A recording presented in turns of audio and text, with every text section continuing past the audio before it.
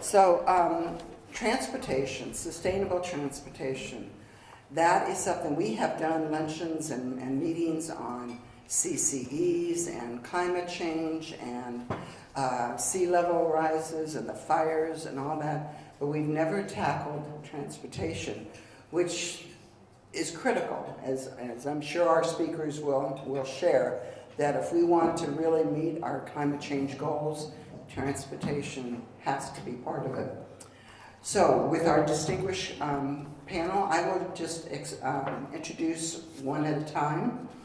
So our first speaker is Hasan Ikhrata, and he's worked for the past decade as Executive Director of the Southern California Association of Governments since he came in 1994. He just recently became our SANDAG Executive Director, and he holds a bachelor's and master's degrees in civil and industrial engineering from Zaporizhzhia University in the former Soviet Union, a master's degree in civil engineering from UCLA, and a PhD candidacy in urban planning and transportation from the USC. So his vast experience helps him with the creative thinking that he is showing in San Diego. So please welcome Hasan.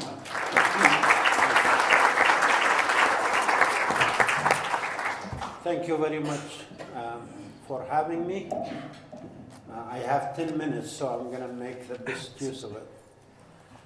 It's been 100 days since I've been here. People ask me, so what did you learn so far?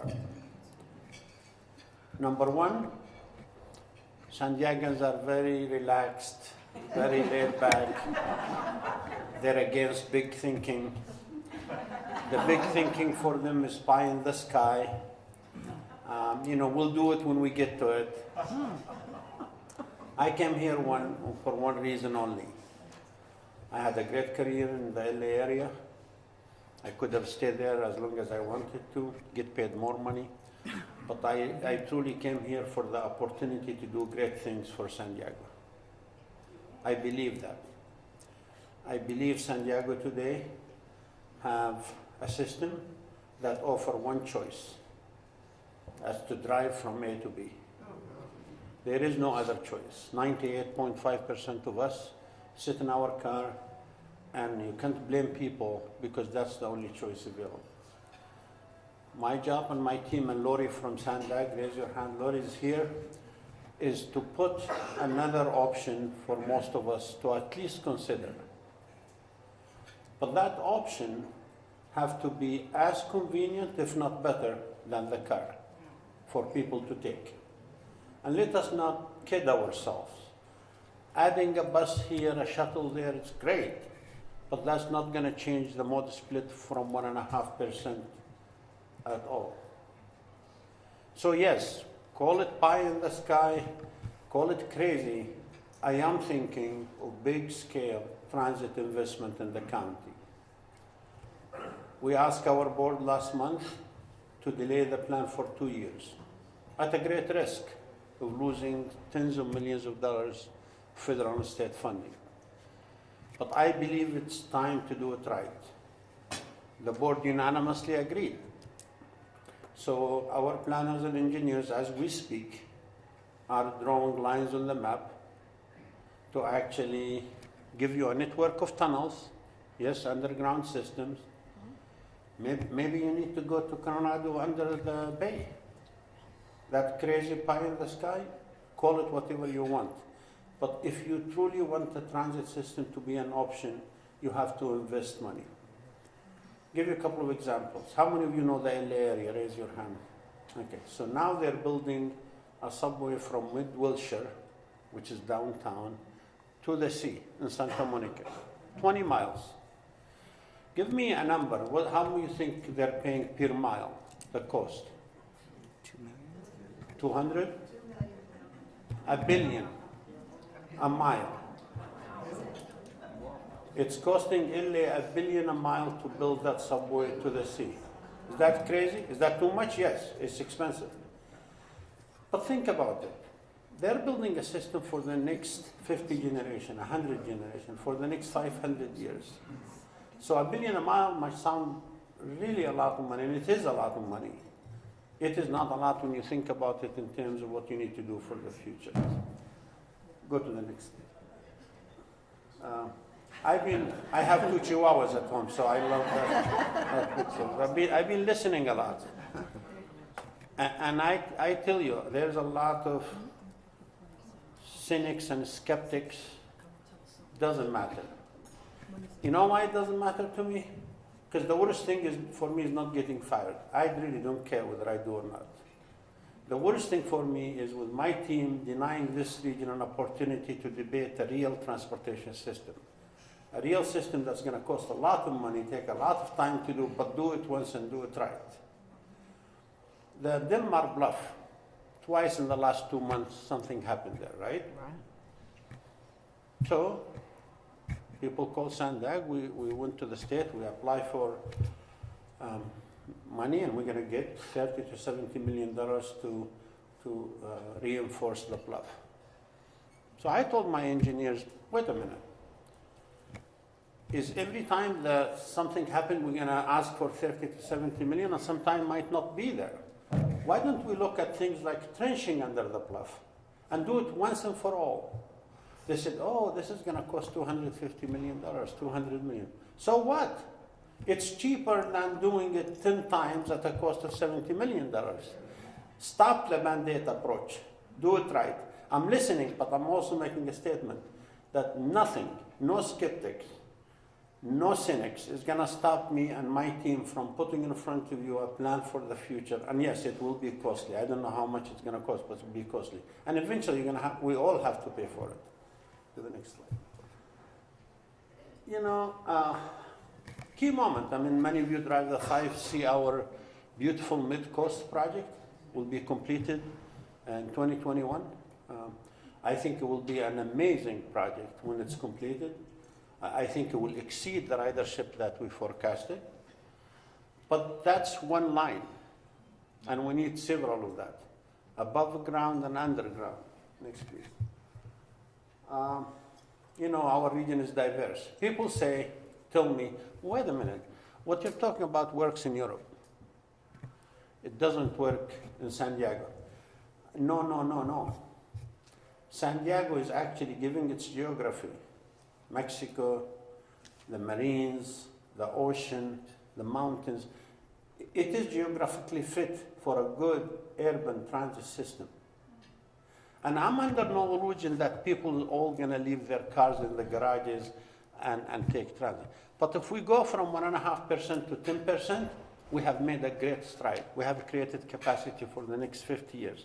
And yes, we need to maintain and continue to maintain the highway system, but we need to give more choices to people. Go to the next slide. You know, the millennial generation are now the largest generation in the US.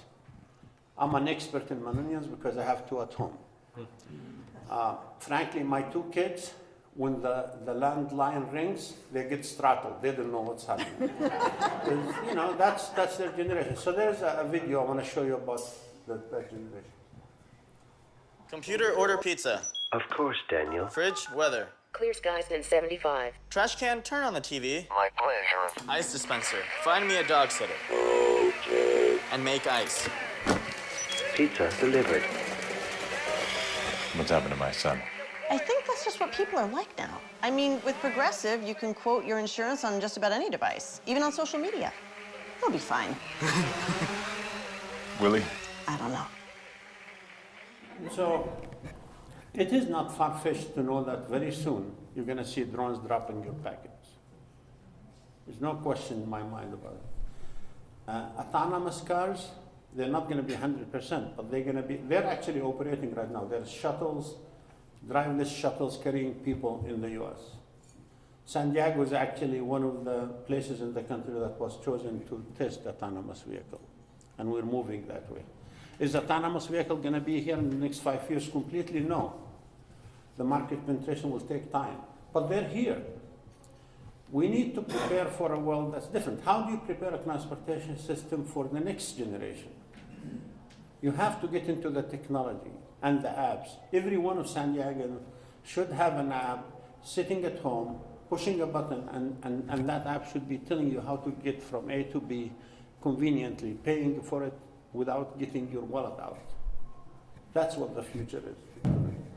Technologies of the future is a lot. You hear me a lot talk about Hyperloop. It's been tested in Vegas, it's been tested in Chicago. It's not operational anywhere in the world. And I don't know whether it's going to be soon or not, but this type of technology is going to be here.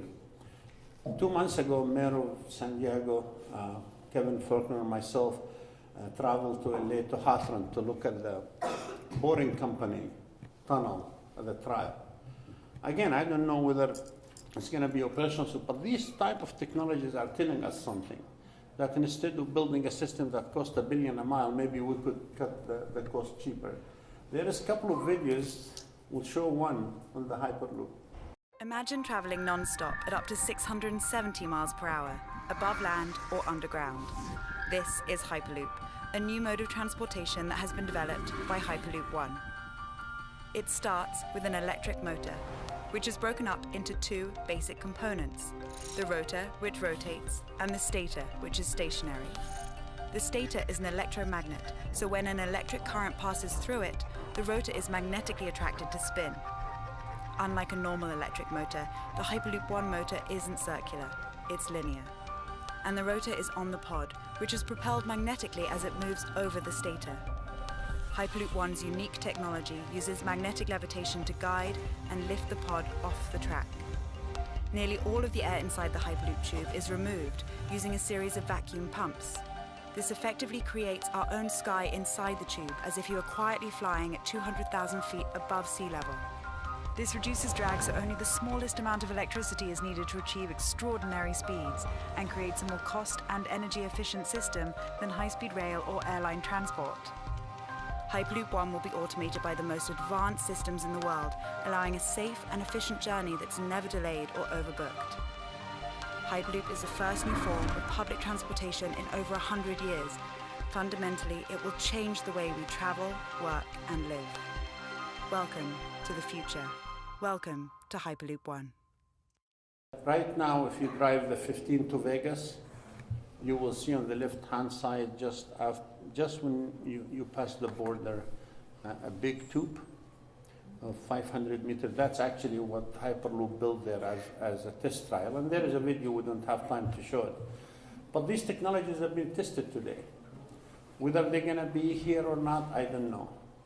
But I know some kind of technology is going to come, whether it's at a grade, below ground, or above ground. And I think the technology exists today to build a transit system that's fast, frequent, safe, and that gets you from A to B, if not as good, better than if you are in the car. Now, technologies have, over history. Some technologies took about 100 years to mature. The cell phone, 10 years. Who would have thought that this little device will be used by about 2 billion in the world and do what it did today? I give you the phone companies, the landline phone companies hired a very reputable consulting firm in the 1980s. And the question to the consulting firm is, tell me what's going on here. Is this wireless device is real? And that consulting firm came back and says, by 2010, the most, we're going to have 2 million people buying cell phones. You couldn't be any more wrong, right? So don't ignore the fact that technology one day is going to move so fast like the cell phones did. And that impacts transportation and housing, social ills, all the stuff we're trying to do. Next. So people ask me, give us an example of the vision to the future. Next. I'm going to talk specifically about the airport. You all heard about what we're trying to do in the airport. So the two terminal, we're proposing to connect them underground with a people mover, and we're looking at Spaywar, the Navy facility. We're working with the Navy. The Navy just asked us to be a cooperating agency on their NEPA. This month, they will make a decision whether to enter into agreement with SANDAG This is about 72 acres. We think a potential for a Grand Central. How many of you been to New York Grand Central? Okay, so if you notice in New York, it's my favorite place to visit when I go to New York. In New York Grand Central, on the surface is very few acres, but it actually comes up from the ground. And it's about 300 acres down. If we do it right, with public-private partnership, it's going to be one of the biggest economic development zone in San Diego County, and maybe in the state.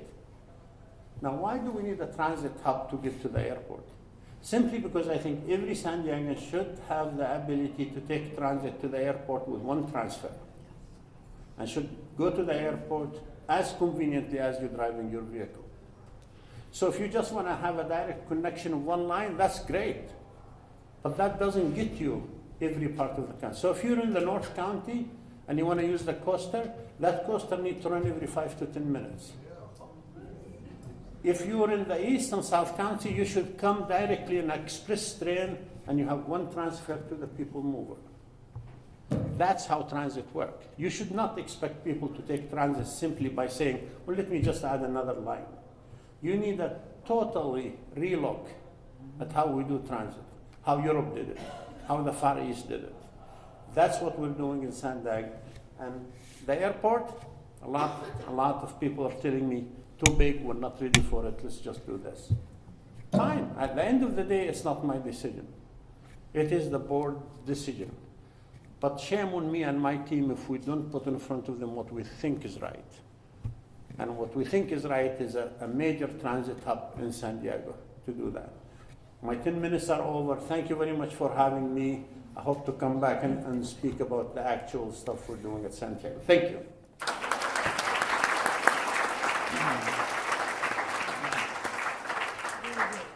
And one of the reasons we limited the speakers to 10 minutes is so there would be plenty of time for questions and answers. So on your tables, there are 3x5 cards that with pencils. If you have questions, you can write them down, and we'll have people come and collect the questions. But we're going to move on to our next speaker, is Christine Kehoe. And Chris, most of you know, she's been our assembly member, our Senate, a state senator. But many of you probably do not know that she's a commissioner on the California Transportation Commission, and she's the former executive director of the Plug-in Electric Vehicle Collaborative, where she started in January 2013. Rather than going through all of this, I think she was first elected to City Council in 1993, so she has been a public servant in San Diego for a long time and with a stellar reputation. So join me in welcoming Christine Kehoe.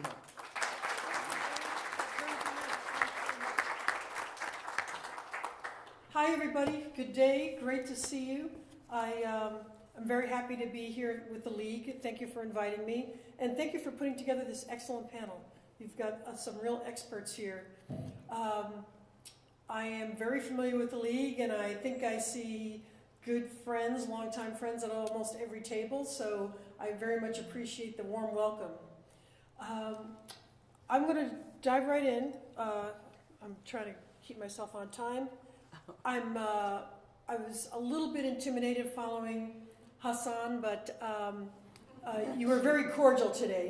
He kind of lowballed it. Even with the mega ideas and the tunnels and the hyperlink, that's lowball for him. I truly am delighted to be with you today. So I want to spend just a few minutes on the California Transportation Commission, on which I serve. It's a citizen oversight body, so it's sort of a little bit of a hybrid, and I want those of you who are truly interested in transportation to see how we fit into the overall system. And also to encourage you, if you are interested in our fantastic California transportation system, and I mean that, that you'll be able to pay attention to what the CTC does. In fact, our May meeting is here in San Diego,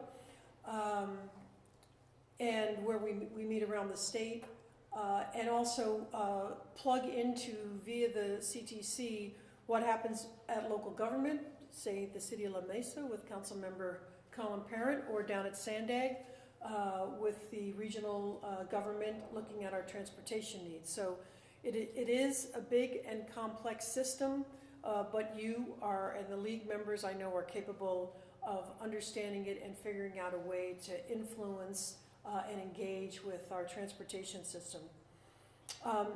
The CTC was founded in 1978 by law. The role of the commission is citizen oversight and public accountability. We're responsible for programming and allocating funds for the construction of highways, passenger rail, transit, and active transportation improvements throughout California. The CTC looks at the big picture. We strive to look at the entire system and see how it's working. There are 11 of us on the commission. 9 are appointed by the governor, 1 by the Assembly, 1 by the Senate. I was appointed to the Assembly seat when Senator Toni Atkins was the Speaker of the Assembly. Now she's over on the Senate side, but I'm in my 3rd year at the commission, so I'm still in that seat. The commission's duty is to advise and assist the Secretary of the California State Transportation Agency, which is the agency over Caltrans and the DMV and the Highway Patrol and other state departments. We evaluate and formulate policies and plans for the transportation programs. We do not enact policy. We follow the direction of the legislature and oversee the implementation of programs and budgets that they have approved. We work with our partners, local government, and our regional transportation agencies all over the state. And citizen advocates. So at a CTC meeting, you may see the regional government from Del Norte, which is a completely rural area, and transit riders from Los Angeles. So it's a mixed bag. Citizens do come before the commission and talk about their issues. When citizens come to the commission or the state agencies or anyone else, they work with the staff of the CTC and work out issues and get information that we can help supply data on various programs and things like that. The CTC also develops guidelines that help the local agencies know how they can compete for grants and program funding. I want to spend a minute on SB1, and I know you probably remember that was a big deal last November on the ballot. After years of advocating for a solution to the state's transportation crisis, the legislature finally passed and the governor signed SB1 by Senator Jim Bell up in Northern California. It's also known as the Road Repair and Accountability Act of 2017, another very poetic name. It increased transportation funding and instituted accountability reforms in our whole transportation system. I have to say, SB1 provides the first significant, stable, and ongoing increase in transportation funding in more than 2 decades. We had not raised the gas tax. We had long ago let our maintenance lag. Think of how California has grown in the last 20 years. Our population centers are denser than ever. There are more and more freeway miles, and yet the funding was not only decreasing, in some cases it was very unstable, and it has been steadily going down with the gas tax has been steadily going down because gas mileage is better. So even though people are driving more, we're using fewer gallons per mile. And we're shortchanging our budget for maintenance and operations of our roads and streets. But I'm happy to say thanks to you, when opponents of the gas tax put a measure on the ballot to roll back the tax, the voters supported SB1. So now we have permanent, stable funding for our transportation needs. It will allow improvements to alternative mobility, such as walking and bike lanes. It'll provide for better roads and local streets. It'll improve trolley and train tracks and border infrastructure along with roads and freeways. So it is a multimodal program And there are reams and reams of information on our California Transportation website if you really want to dive into the details. I want to echo Hasan's remarks. Let's remember that our border is an economic engine for San Diego. We have been so inundated with the immigrant crisis and the humanitarian crisis on the border almost from the last years, maybe from the last 2 years, with all the really, I think, empty conversation about a border wall. Let's remember that every day in San Ysidro and Otay, thousands of people cross the border in both directions, and millions of dollars worth of agriculture and industrial goods go back and forth. Mexico is one of California's top trading partners. It's a very significant part of our local economy. So we want to remember that Mexico is important to us, and we want clean, efficient goods and people movement at the border. SB1 will help provide some very innovative programs and technology down there to inspect trucks to make sure that the border is secure, but that traffic and people, legitimate traffic and people, can flow freely. We let our transportation and rehabilitation, as I said before, lag for far too long, in some cases dangerously so. Thanks to you for keeping SB1 in place. Now we are able to deliver, and we're building right now with SB1 funds important projects that are long overdue. And the Commission's oversight will ensure that every single dime from SB1 is spent properly. Public accountability is our #1 priority.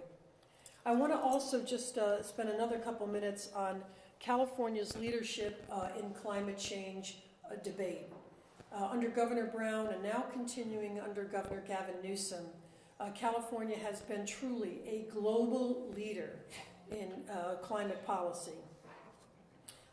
We are committed to maintaining that leadership role. The CTC is mindful that 40% of our greenhouse gases come from our transportation sector. If I can veer off for just 1 minute, how many of us came today in a just one person in the car? Just one person in the car. How many carpooled? All right, League of Women Voters. I knew there'd be a lot of those. How many drove in a fully electric vehicle? Oh, and how many biked, walked, or came over in a kayak? Nobody? Okay. The CTC is committed to supporting sustainable transportation policies, and we understand the threat of climate change. State government is going to continue to be a leader. You know, there's programs all over the state, big and little. The state has a test track in Contra Costa County where innovative, highly digital, futuristic transit devices are being tested, embedded in the roadway to measure speed and traffic congestion, wireless charging, highly reflective stripes and roadway paint to make autonomous vehicles more safely operating and things like that. So we're doing some very cutting edge smart highway, smart vehicle programs. But we're also looking at very basic down-to-earth programs. My commissioner colleague up in Orange County, Lucy Dunn, has a program up there called Just One Trip a Week. And she is trying to encourage her constituents in Irvine and Costa Mesa to just do one round trip a week on transit. Maybe it's the bus, maybe it's the coaster, maybe it's something else. And to see what that's like, and she's getting good results. So she's got businesses buying into it and individual groups. Maybe it's something the league wants to consider. We know sustainability.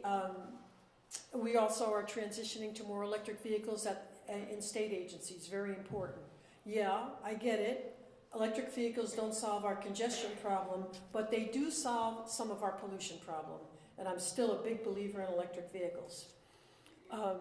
I am a little bit over time, so I'm going to shut it down right now. But just let me say, we are in an exciting period in San Diego. We have new leadership in our city governments all over the county, especially in San Diego, but not only in San Diego.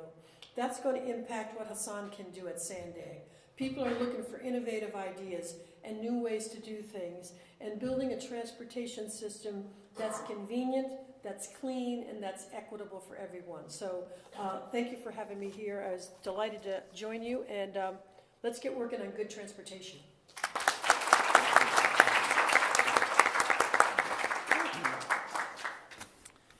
Great.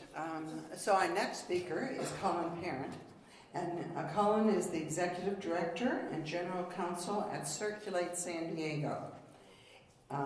He served on Jerry Brown for governor campaign and was appointed by Governor Brown as the Director of External Affairs to the California Department of Housing and Community Development. Prior to working for Governor Brown, he practiced law for 3 years as a commercial litigator at the San Diego office of the international law firm DLO Piper, etc. All those initials. He is an Eagle Scout and grew up in East County, San Diego.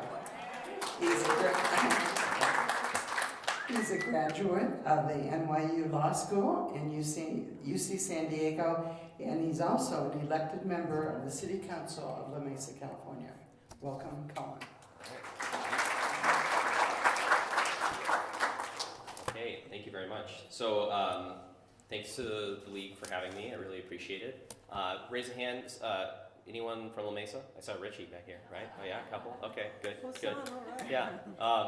So most of my comments are here really from my perspective at Circulate, but I'm happy to take questions afterwards about both, and I'll certainly veer into a little bit around La Mesa too. So just a little bit of background about Circulate San Diego. We're a nonprofit.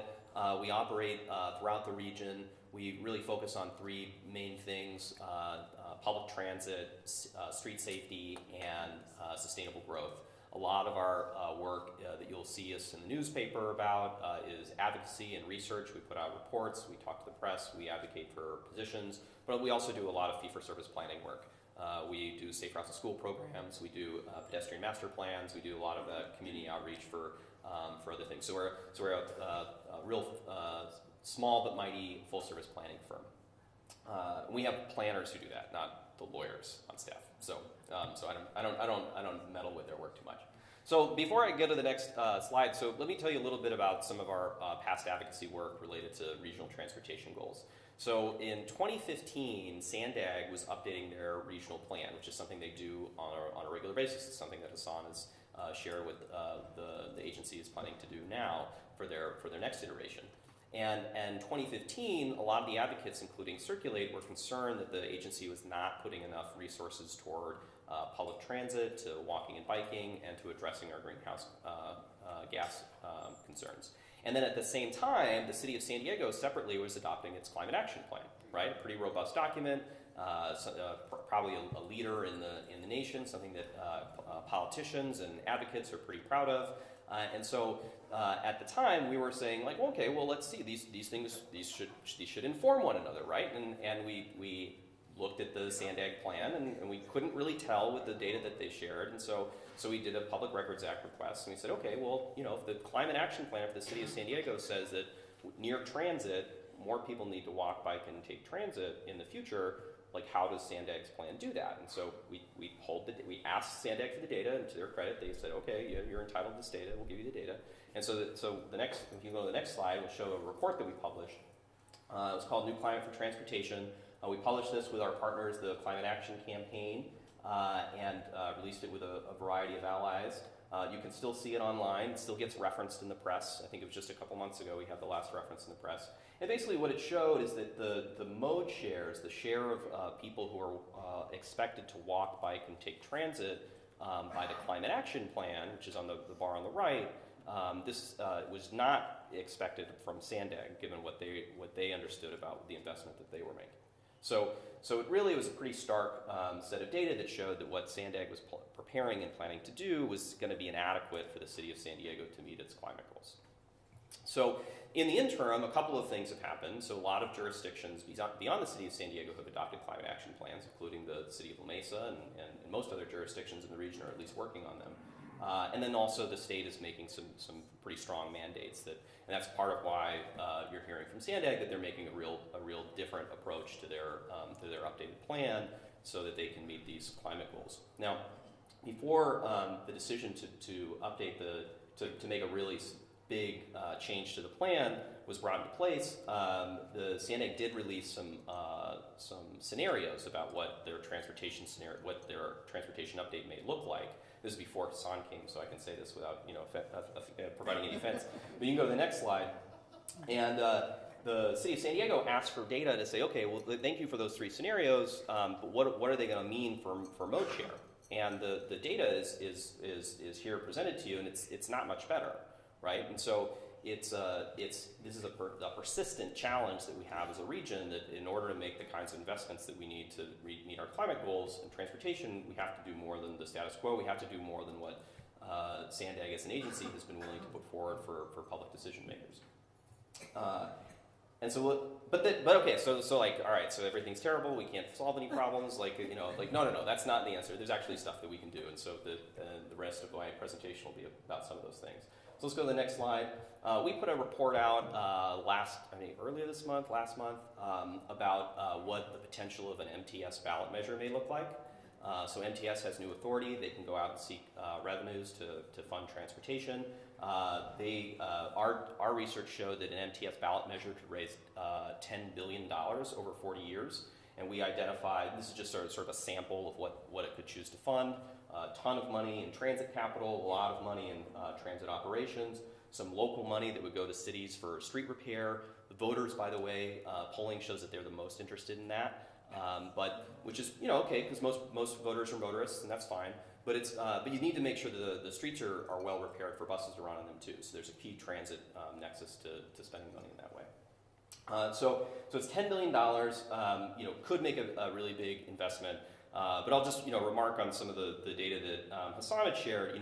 If you spend that entire $10 billion in underground rail, the costing the same that they're spending in Los Angeles, that's 10 miles of track, right? That's not a lot, right? And so this number here assumes a pretty big rail project, the Purple Line, which was a part of SANDAG's plan, which hopefully will be re-examined. It's big. It's like $4 billion, but there's a bunch of other transit that's in there that you can fit in there because it's less expensive. Bus rapid transit, those sorts of things. So this is an example of something that we can do that would make a really big dent and help achieve some of these climate goals. We can go to the next one. So another key piece of this is, a lot of this we were just talking about like transit, but like the walking and biking and street safety is really key to achieving our climate goals.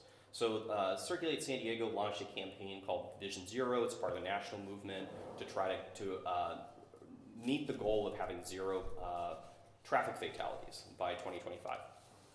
The idea being that if we think about our roads differently, if we think about enforcement differently, that no one should have to die walking around. And that's a different way of thinking about our streets and about our priorities. So we put some research out that showed that there's about the strong concentration of injuries and deaths in the city of San Diego around 8 specific corridors. And so if we're going to spend a certain amount of money on transportation every year from SB1 or from these other sources, that we should prioritize those on areas where people are being injured or killed the most. When people feel more safe on the streets, they're more willing to walk, they're more willing to bike, they're more willing to let their kids walk and bike, right?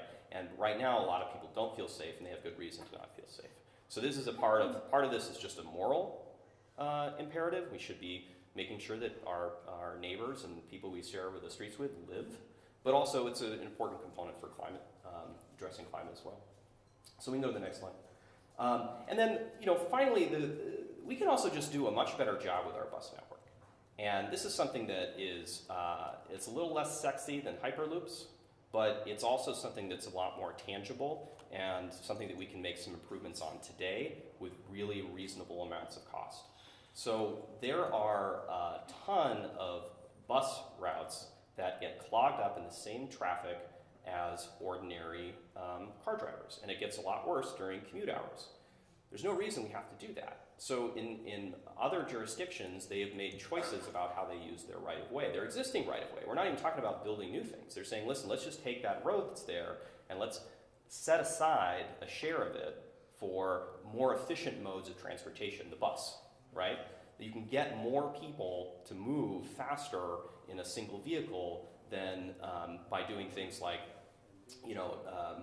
expanding the roads, or and it's certainly more both more cost efficient and environmentally effective than even things like electric vehicles, right? So even getting people on a fossil fuel powered bus has a greater climate impact than having that same number of people drive an electric vehicle. So which is not to say that you shouldn't do electric vehicles, of course you should, but we should understand that there's some other big pieces to it. This is from New York, right? This is like 5 lanes. We have 6 lanes on El Cajon Boulevard and University Avenue, right? Like, they can do it there, and they're more crowded than we are. So we can do it in our region as well. So MTS and the city of San Diego are looking to do that on a component of El Cajon Boulevard. I think that's really great. We should do more of it. And think about it too, when we're talking about the Mid-Coast Trolley that's being constructed, right? It's a great project. We should totally be doing that. It's about $2 billion. You could do like 10 of the bus rapid transit routes that are going from South Bay into downtown with that same amount of money. So it's not to say that we shouldn't do rail, we shouldn't think about doing some expensive projects, but there's always going to be a limited amount of money. And we have to think really critically about what is the best and highest use of that limited amount of money. How are we going to serve the most people, get them around faster and more affordably, and, oh, look at that, I'm done.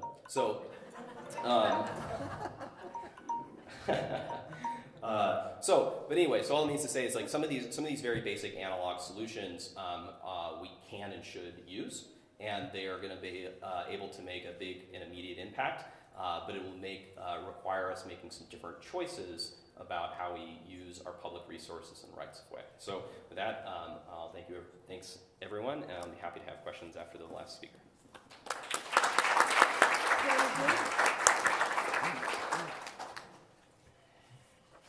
Okay, our 4th speaker is Mike Schneider, and he's Vice President of Clean Transportation and Asset Management at San Diego Gas and Electric. In this role, he oversees clean transportation, asset management, growth and technology integration, strategic planning, and business optimization. Most recently, he was Chief Environmental Officer and Vice President of Operations Support for both SDG&E and Southern California Gas Company, Sempra Energy's regulated utilities in California. His responsibilities included facilities, fleet services, environmental services, real estate, and land services for both companies. He holds a master's degree in business administration from George Mason University, with an emphasis in finance, and a bachelor's degree in economics from the University of Arizona.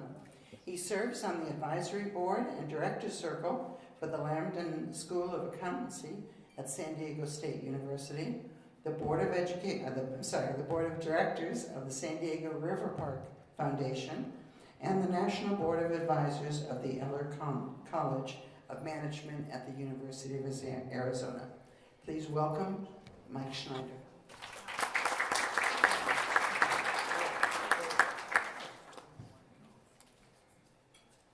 Well, thank you so much, and I guess I get to go last. Following an Eagle Scout, I don't know why I get to follow it. No matter what he said, it's right? And there's nothing I can do to refute that. And as I was walking up here, Hasan tells me, don't mess up. Just don't mess up. So thank you for that. Anyway, why am I here? Why is a guy from San Diego Gas and Electric, our power company, here talking about transportation? And quite simply, it has to do with a major focus of our company right now, moving into the transportation sector and aligning ourselves to the state, as Christina Kehoe talked about, this whole push towards cleaning the state and being a global leader on our focus on reducing greenhouse gases and really making San Diego the hub of what this fine city is all about. Our company has made a significant push into focusing on renewables and putting ourselves into that alignment mode. We've spent over the last 15 years going from providing generation that had a very, very low renewable content to now a renewable content of about 45%, so half solar, half sun, and that doesn't even include about 120,000 homes that have rooftop solar in addition to it. So I think we're making great strides here in San Diego, moving towards a carbon-free energy portfolio. But as my colleague mentioned before, a vast majority, in fact, over 50% here in San Diego of our greenhouse gas is generated through transportation. 40% in the state, but here in San Diego, over 50% of it. So we can continue to make great strides, and we should make great strides in the power side of the business, but it's the transportation side that we're focusing in on now. And from our company perspective, it puts us in a great position to be a provider of that in infrastructure through providing charging, in addition to providing an opportunity to utilize our system, which right now has a lot of capacity associated with it because of all that solar that's now off the grid. So we actually are in a position right now to very inexpensively and efficiently integrate all of this electric vehicle load onto our grid now. And our focus is on, we want to make sure vehicles are charging at the right time and the right way.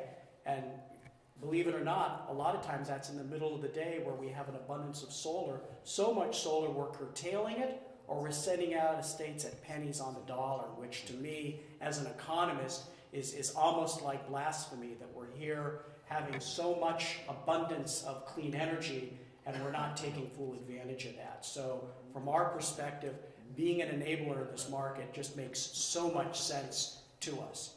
I was really happy to see a lot of you raise your hands earlier driving electric vehicles. I'm an electric vehicle driver too, and in fact, on Sunday I'm going to take delivery of my new Tesla Model 3, my $35,000 vehicle, and then I'll get some incentives with that. But to me, the exciting thing is now, I was driving a hybrid, now I'm going to go full electric.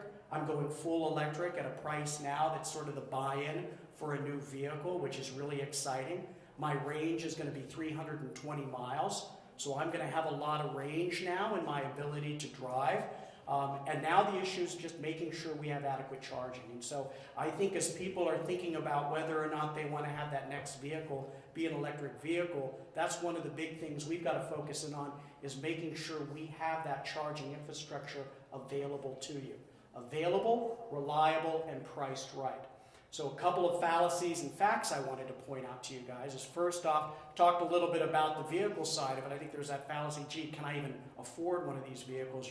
You're going to see a lot of new vehicles coming onto the marketplace and really buying down the price of acquisition. So keep in touch with that as Volkswagen and others are starting, and the Chevy Bolt are really starting to permeate the market now with affordable vehicles. The other thing is on just charger accessibility, and you're going to see a lot of changes there as well. In fact, with us, we're putting ourselves in a position of, we've tripled the amount of multiple accessible charging here in San Diego with a recent program I'll talk about. And the other fallacy is on, just how long it takes to charge. And on our chargers, you can put 30 miles in about an hour. Fast chargers, you can go much quicker than that. So the issue is we're really starting to sort of take all of those fallacies out. The other thing is the range. And I talked about the 300-mile range now. So I think that's another big factor for range anxiety, is that sense of, now you've got vehicles where you don't have to plug in every day. You can charge that vehicle and go about your business and even do things, as all of us do, that are a little bit different than how we plan for the day and still have plenty of capacity. But our role now at SDG&E is to really get that right. Get that right in the context of that available charging, and get it right as far as the price. And then the price is the last thing I want to talk about. I'm sure all of you don't like paying your SDG&E bill. Those of you do pay it. And there's a sense that we are very high cost. But on the charging side, we've got rates that are extremely competitive and much cheaper than the price of gasoline. In fact, our EV TOU5 rate is 9 cents a kilowatt hour if you charge during the super off-peak. So midnight to 6 a.m., 9 cents. That's 75-cent gasoline. So 75-cent gasoline equivalency if you charge during that time frame. And with some of our other programs where we've got rates that are very dynamic, in fact, they track the abundance of solar. During the middle of the day, we can bring that price to about $1.50 a gallon. So you can be plugged in the middle of the day and still get a very competitive price when you compare that to gasoline. Let me pivot really quick and talk about a few of the things we're focusing in on at SDG&E. One of our big programs that we recently stood up is called Power Your Drive. This is a program where we recognize that some of the biggest areas of non-accessible charging are in the workplace and in multifamily. You know, if you have a garage, you have an outlet you can plug in. If you live in a condominium, you live in an apartment, you don't necessarily have that option. So that ability to have that charging available, we're offering with Power Your Drive. And in fact, just this month, we are finishing up that program and now have over 3,000 chargers at workplace and multifamily. That is in addition to 1,500 public chargers here in San Diego. So I talked a little bit a while ago. We've tripled the number of chargers now available. So, and we will continue to do that because we see workplace charging is a great space for us and a great space that, again, factors very well to our grid. Charging during the day, abundance of solar, get it off the grid instead of dumping it or sending it out of state. We're converting it into miles and we're driving on sunshine. So again, to us, that's just a great thing to have. The next program we're focusing in on, we have a few just test programs, what we call priority review, where we're working with dealerships, we're working with the port, the airport, we're also working with commercial fleets. So all of the changes you're seeing now, and I'm sure many of you are buying your products off of Amazon, we're working with Amazon now to green their fleets, to green UPS, to green FedEx, so that now we're really focusing in on getting those miles off the street from the standpoint of pollution and greenhouse gas and get them clean. We're also focusing on doing that in the broader medium heavy-duty space. We've got a proposal in front of the commission to convert another 3,000 chargers for larger vehicles. Those are probably the biggest polluting vehicles out there right now. In fact, when Colin was talking earlier about, hey, if I can just get everyone on a bus and if it's fossil, it's better than electric. In my mind, I'm saying I want an electric bus, right? I mean, that's the best of all worlds. That's the sweet spot. So from our standpoint, getting MTS, getting our northern transit authorities to start moving into electric buses and getting the bigger fleets into electric is really important.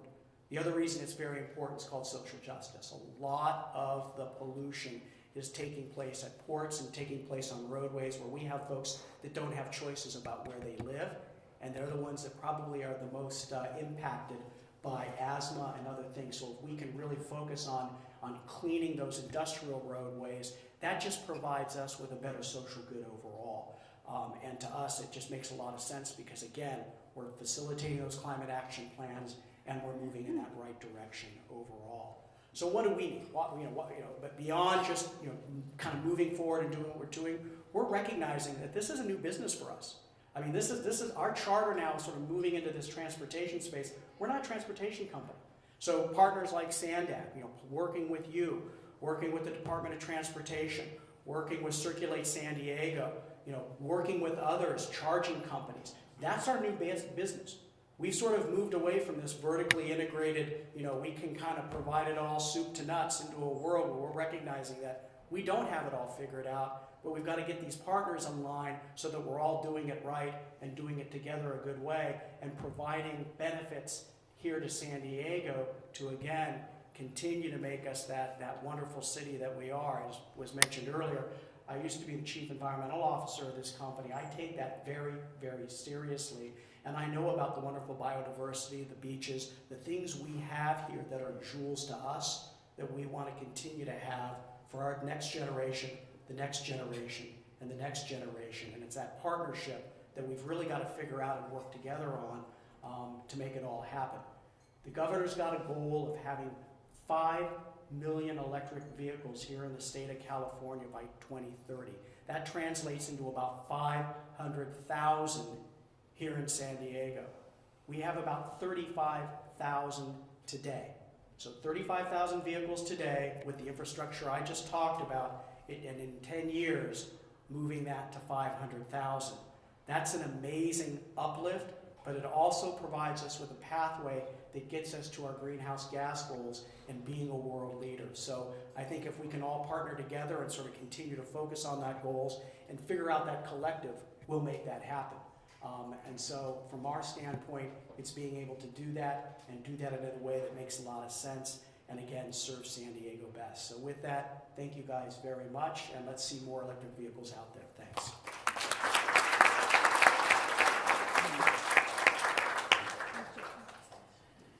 Well, thank you all.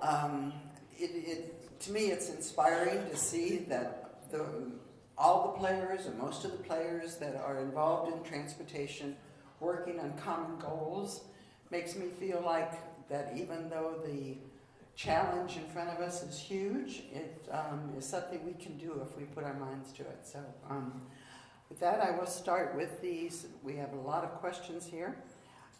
Any of you can address these?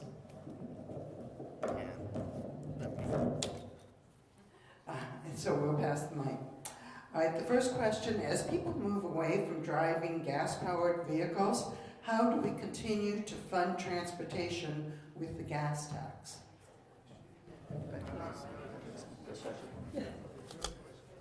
Very good question, and we've been asking that at the state level for quite a while.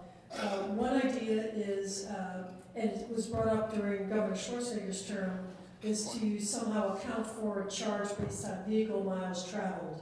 It was quite controversial. For a number of reasons. One of the major ones was privacy. Who's going to be keeping track of my mileage and where I'm going and when?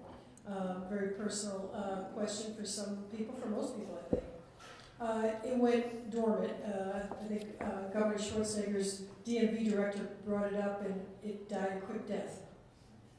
But it has been revived, and actually the former commissioner, Jim Adaffer, one of our former council members, has headed up a road charge research committee at the CTC that involves the DMV and other agencies and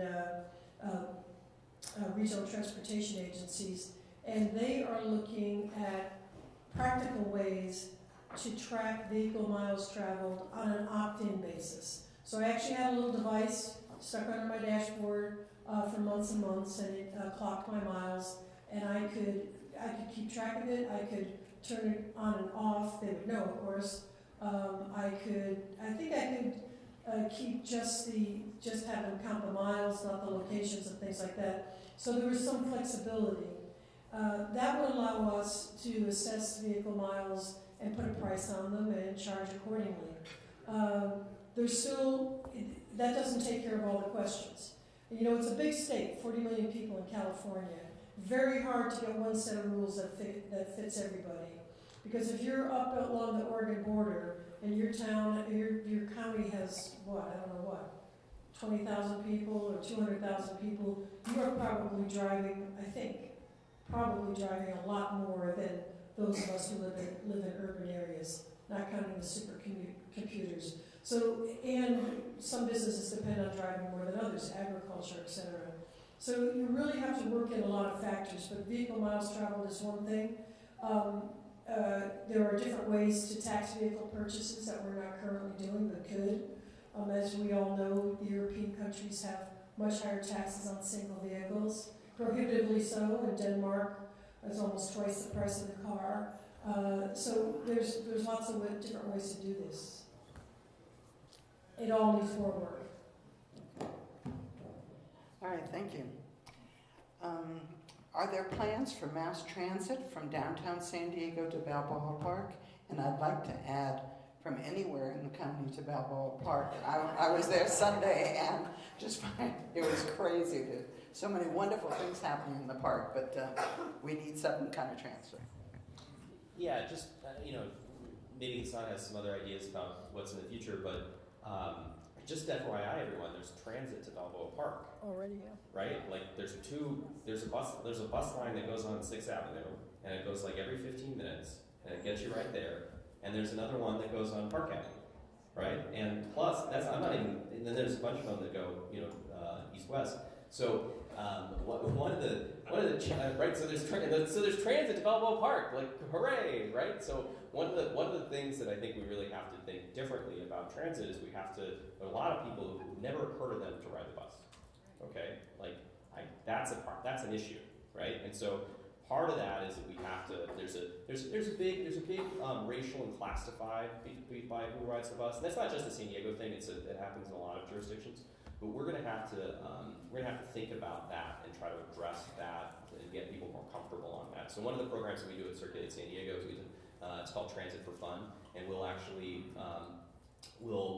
meet up with people, show them how to buy a Compass card, and then take them on the bus to do something fun, right? And so we're actually going to be doing some more stuff about this later this year, and I think that's one of the ways that we can try to enculturate people to being able to access these things.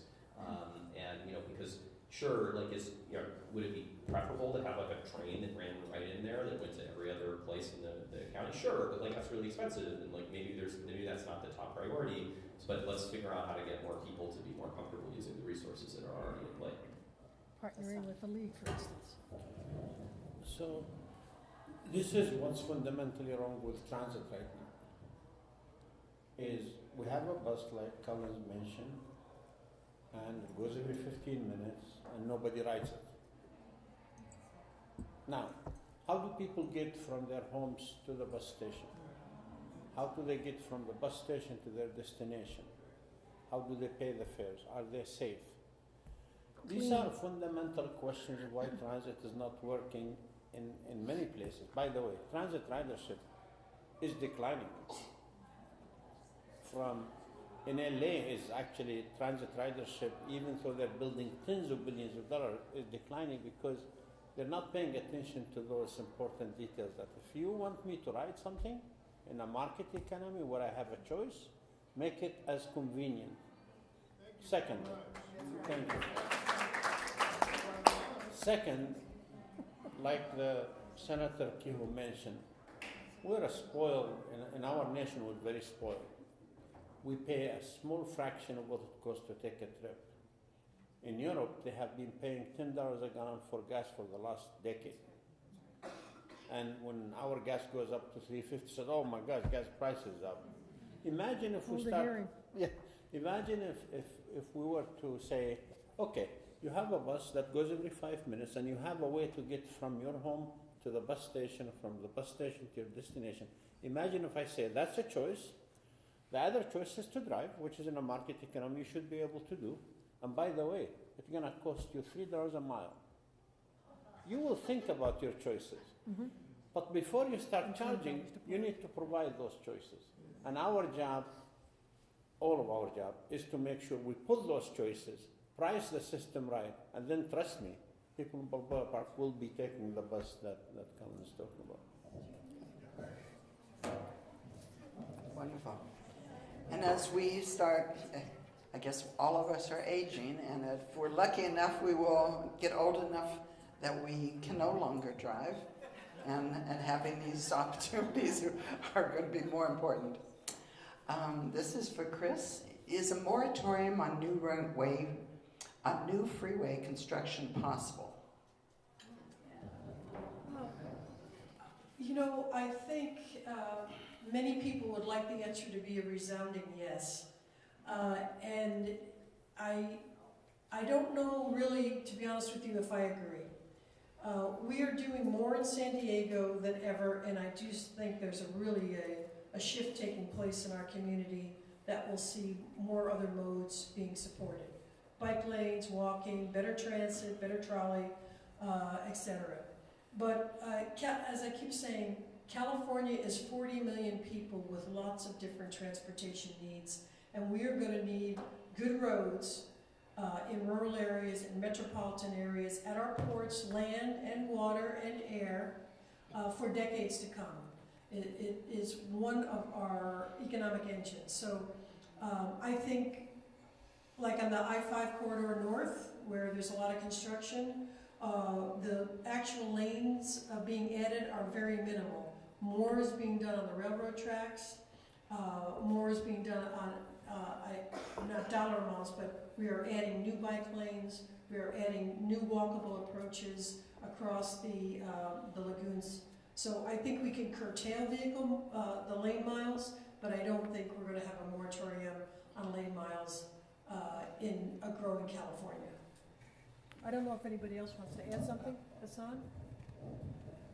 Look, if you're expecting to see a major capacity increases in any freeway, you will be waiting for a long time in California. It's not going to happen. One of the reasons we asked our board to delay the plan because our plan was not meeting the greenhouse gas emission laws that California require us to meet. Building any capacity will increase vehicle mile travel. But the question is, can we increase the capacity of the highway system without pouring an inch of concrete? Yes, absolutely. I mean, there's technologies today like the connected vehicle technology that exists. Actually, SANDAG will be the only place in San Diego will be the only place in the country actually is going to try to say, if you own a connected vehicle technology, a vehicle that's equipped with connected vehicles, we're gonna reserve a lane for you. That will add capacity, but they will not. At least from SANDAG standpoint, I'm not going to put in front of my board a pure capacity increases for any freeway, period. We will look at complete corridors where you have a transit option, a bike option, a walking option, and technology application to increasing capacity.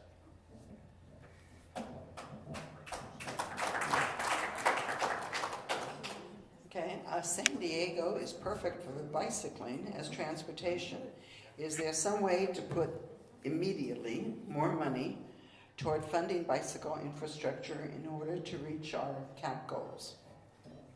Sure. Yeah, I'll take a crack at that. So I think there is, jurisdictions like for SB1 are all getting new money. We're getting like $1 million a year. The city of San Diego is getting like $30 million a year. The jurisdictions can choose to spend that money on active transportation, especially around safety. So far, a lot of them haven't chosen to do that, but they need to. So that's one thing. Second thing is that SANDAG actually spends a lot of money on active transportation. To their credit, they're actually the leader in the nation for how much they dedicated for that. But they've also chosen to do really big projects, really cost inefficient projects, and I think there's going to have to be a re-examination of that. A couple years ago, or maybe last year, there was a story that came out. It was something like they had spent $60 million and built 2.9 lanes of bike facilities, right? Like that's not acceptable, right? And part of that is because the projects are very expensive that they're choosing to build big regional projects, projects that are not on existing rights of way, but also because there's been an approach, and this is not the fault of SANDAG staff. This is the fault of the board members. They haven't been willing to commit to actually building the projects. They sort of put a plan out, people object to the plan, then they say, okay, we're going to make a new plan, and then they do the new plan, and people object to the plan, they say, okay, well, hold on just a second, we'll go back for another year, and we'll come up with a new plan. And you don't build anything, and it costs money, right? So we have to think about doing things differently, making a real political commitment to that. I think one option for that is potentially to reallocate those dollars to the jurisdictions themselves, and then say, listen, you have to build this stuff, and you're going to be on the hook for it, and here's the requirements, as opposed to asking SANDAG as a regional body to do that if there isn't the support and the political support from the board. But then there's good arguments why that's not the right approach either. But all it needs to say is I think there's two things. There's you can spend more money, but then it's also really important to have the political will to actually build the projects, even over some objections. I agree with everything Colin said. We started a program in Los Angeles area called Go Human campaign. So we ask a city if they're willing to take a major street and close it for from 10 to 2 for a few hours. We'll pay for all the security and we'll invite the community with the kids to bike on the street. That program started with $30 million, voluntary. We thought we'll have few cities. We ended up having 105 cities wanting to do that program. Very successful program. I do believe we need to make sure it is safe, whatever we do, and I agree with Collins that sometimes we invest a lot of money in a small project that's not doing this. I think there should be a network in San Diego for people to bike anywhere they want to, but that means you have to take away lanes or you have to add some capacity that doesn't exist today. But I think technology is going to help us do that. Can I give a shout out to National City? Yeah. Because in our last round of active transportation plans, I think National City was the only city in the county that got awards, and it got, I think, 2 or maybe 3. So it all depends how focused the local jurisdiction is on getting those grants. And clearly, National City found a way. Oceanside as well? Yep, Oceanside too. All right, how can we make electric vehicles more affordable? I'll take it. Can I take one? I was lonely over here. Yeah, I know. So, I think the affordability is going to come, and it's going to come pretty quickly. If you're looking at, and I kind of equate this to Moore's law and microprocessors back in the 80s, when you're thinking about every few years, you double the memory and reduce the price in half. So you kind of have that going on with lithium battery technologies right now. And in fact, the curves we're seeing are going to put electric vehicles in parity with ICE or internal combustion by 2024, 2025. Don't be surprised if that doesn't accelerate, and here's why. China. China right now is converting everything to electric, and they are driving the market. And in a good way, because they're solidifying supply. This is my finance side. They're solidifying supply chains. They're focusing in on sustainability. They're standing up a marketplace that we're going to be the beneficiaries of, as well as Europe.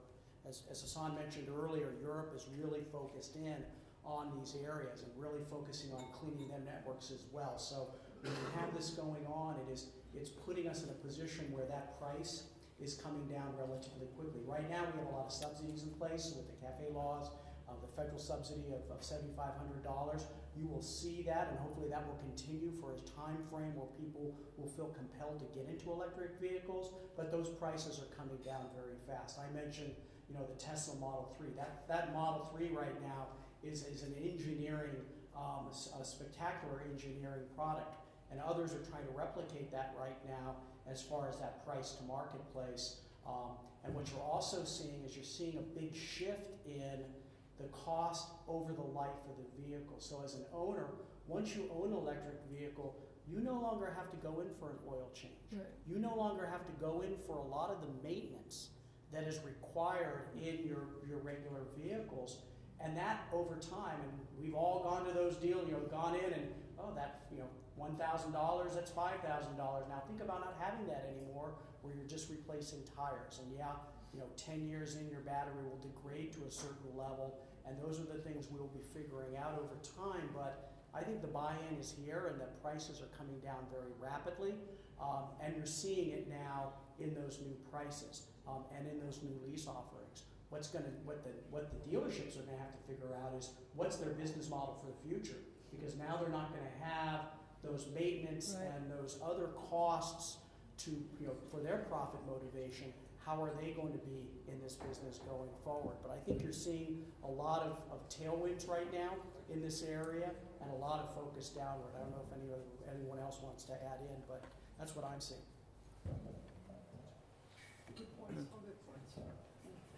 Are there any plans to move the coastal rail line that is in danger of going off into the sunset? Moving the track, you mean? Yeah. Well, this is what I was talking about earlier, I don't know how many of you walk. I walk that track. It's very close to the water. Right. And it's very dangerous. It's a safety issue. I think we're looking at 3 options. One is trenching under the bluff and doubling the capacity of the track. Yikes. 2 is tunneling closer to the 5, which is very costly. And 3, just praying that nothing. I think the trenching is going to cost about $250 million. and which we're looking at seriously right now. But I don't think we should, I know tunneling costs a lot of money, but that corridor needs not only safety, but needs capacity. If you truly want to run a good transit system, the Los Angeles that runs on that corridor is the second busiest after the Northeast corridor in the country. And with Governor Newsom's announcement about high-speed rail, we have an opportunity to do. So yes, there is, you're going to see, and I encourage you, by the way, starting next week, SANDAG will have what we call the Vision Lab at San Diego, open to the public. Come and see our planners and engineers putting these ideas, and if you have ideas, bring it with you. But yes, we are looking at this corridor very seriously. Great. Poor people who do not have cars, those disabled, and the vulnerable persons who ride and need the transportation the most, how come no one asks them what they need? What works best for them? Most solutions always come from those who never use public mass transit. Yeah, that's a great point. And if you look nationally, like who is on transit boards around the country, it's car drivers. It's like older white men who drive cars. Like that's I aspire to be an older white man at some point. So like You're getting there, Colin. Yeah, I'm getting there faster than I'd like. So it's not that they're all bad, but I also ride transit a lot, right? And so there are so that's a challenge. There's a really great report called "Who's on Board" by a nonprofit called Transit Center that's based out of New York, where they actually do a lot of, and this is very similar to some data that MTS has done, where they've asked transit riders what would it take, what do you want to see, right, and what would get you to ride more, or former transit riders, what would you need in order to start riding again. And it's really interesting parallels that you see from this and big trends, and really what it is and what people are asking for is faster speeds and higher frequencies. That's really what the drivers are for the preferences of the folks who are currently riding transit, and also who are in the potential market for joining to become transit riders. So that's, I think, that's in all the examples that we've seen in the region or in the United States where transit ridership has gone up, is where they've chosen to do those things, right? So City of Seattle, City of Houston, they've changed their bus routes and made them more frequent, and they've actually been able to counter the otherwise national trend of declining ridership. And so those are the things that both the transit riders want, but also from a climate mobility perspective, they also have those co-benefits of getting more people to choose transit. You want to add something? I just want to say, I agree with the descriptions of how transit systems are designed and the shortcomings there. I wish everybody would keep in mind what a woman with a stroller and a toddler in hand, how she's going to navigate the system. On and off, transfers, the whole thing. I would just say right now in San Diego County, 74-75% of transit riders are transit dependent, right? No other choice, right? Because they have no other choice. Right. And that's the worst thing that you could describe a system with. I'm riding it because I have no other choice. We need choices. And we need to change. I mean, those transit dependent deserve, and they should get, a good, frequent, like Colin said, fast, safe transit. But we also need to target all of us, the choice riders.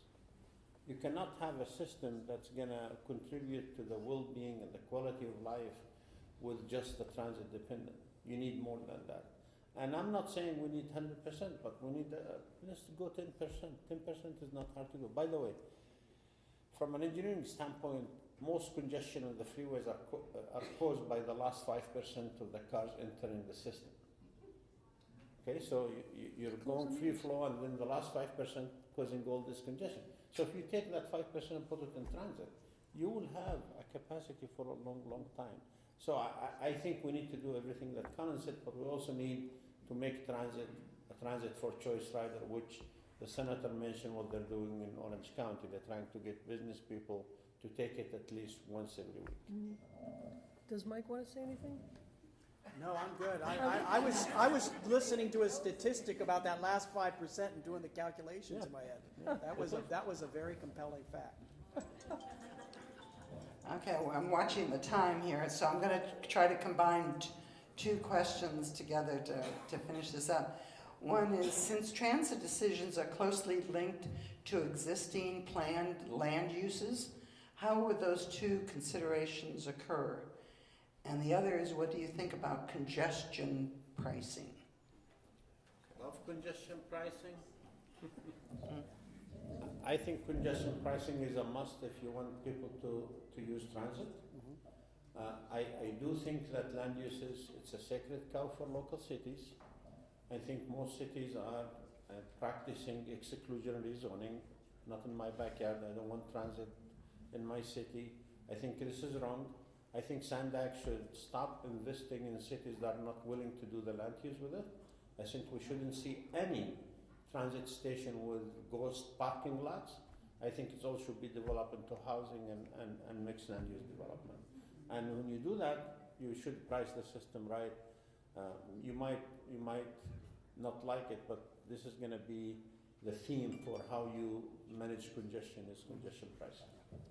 So just to cut, I think it's great to hear that from the SANDAG executive director. We haven't heard that kind of in the room for a while. So thank you for that.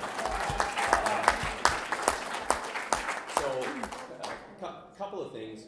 Just to let me pick apart the premise of that, the first part of that question.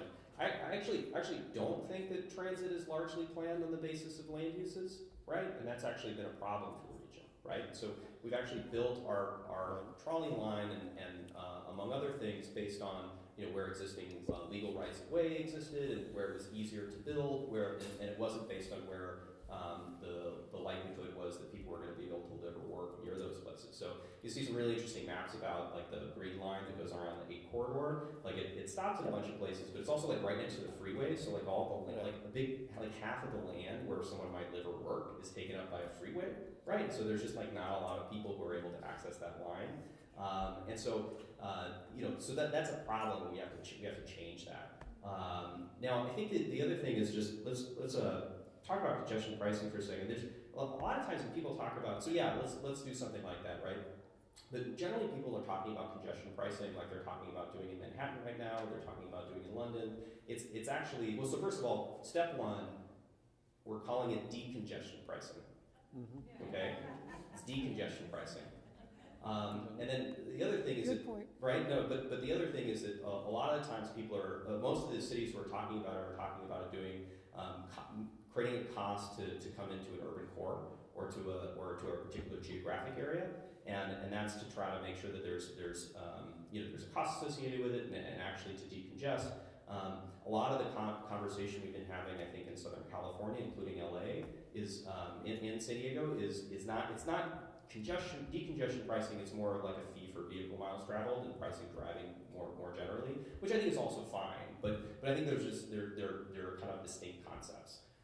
And I think also just to point out too, it looks like New York is going to do it. It looks like there's an agreement in their legislature, which is great. I think it's an important step. It's also, so far, no city has done it in the United States, right? So let's talk. Now is the time to talk about it. But there's a bunch of other stuff that we should be thinking about as well. And so I don't see this as a silver bullet. I think we still have to make additional choices about rights of way, about making sure we have higher, better bus service, among those things as well. Can I make a quick comment here? All good comments. I just want to add the idea of